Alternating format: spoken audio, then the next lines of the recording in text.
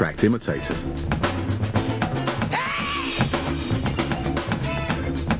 The man who would become Hurt's biggest rival came out of a neighbourhood on the other side of town called the Bronx River Projects. This was home to a young gang leader who went by the intriguing name of Africa Bambaataa. Well, when I first saw Kool Herc, I said, whoa, they playing a lot of records that I have at home. I said, I like them type of beats he's playing. And then when I came with my full system too, once I got, graduated from high school, then I started saying, oh, this is the style of I'm going to be playing, and then some. Bambaataa's musical experiments were noisy enough to attract attention. He used to play out the window. I'm riding my bike by this window every day, and I'm hearing, James Brown, all of the good stuff that they ain't playing on the radio. I'm like, okay, I can get with that, because I just wanted to be around that guy. When Bambaataa became a DJ, he unleashed a new energy into hip-hop. It was an energy that tapped into a frightening force which dominated Bronx life in the 70s, its street gangs. In an era when the Bronx was rife with savage territorial conflict, Bambaataa was already well known in the area as a notorious gang leader. At that time, we was part of the gang movement, the Black Spades, the Savage Skulls, the 70 Mortals, the Reapers, all those groups was, controlling the Bronx.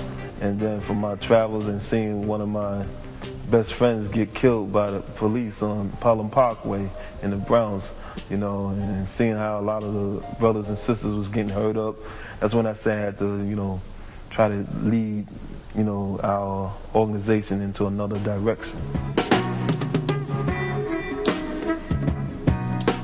Bambaataa formed the Zulu Nation, a dedicated following of local hip-hop enthusiasts who organised parties and then put the money they made into community self-help projects.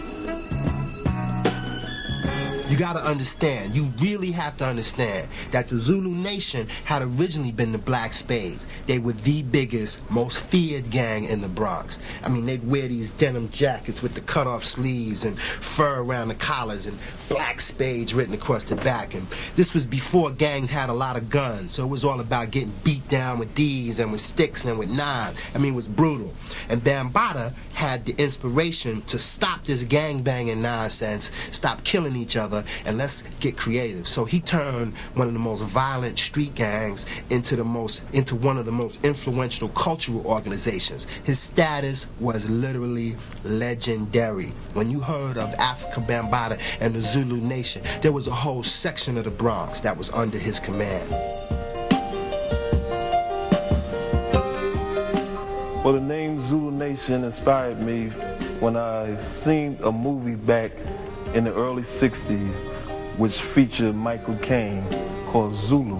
That movie just stuck with me. It was just, inspirational seeing the people of Africa fight for what was theirs. I said, one day I'm going to have me a Zulu Nation. Bambaataa's personal conversion from gang leader to hip-hop DJ set a trend that swept the Bronx.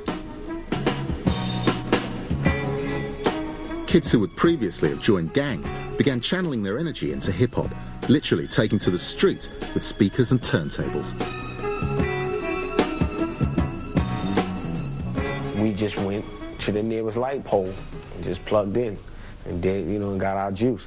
And the police used to come by, even though that was illegal, they allowed us to do it, because it contained us. They knew that, as long as a block party going on, that's where everybody